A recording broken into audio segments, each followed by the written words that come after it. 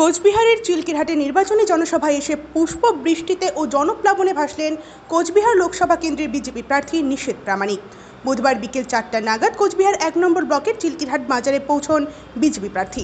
এরপর হুটখোলা গাড়িতে জনসংযোগ করেন তিনি। পরবর্তীতে পায়ে হেঁটে বাজার পরিক্রমা করে চিলকিরহাট শিব মন্দির এবং কালী মন্দিরে পুজো দেন। বিজেপি প্রার্থীকে দেখে উচ্ছ্বসিত হয়ে ওঠেন কর্মী সমর্থক থেকে সাধারণ মানুষ। পুষ্প বৃষ্টিতে স্বাগত জানানো হয় নিশীথকে। এরপর সেখান থেকে তিনি চান্দামারি জয়বাংলা বাজার দেওয়ানবোস 7 মাইলের উদ্দেশ্যে রওনা দেন।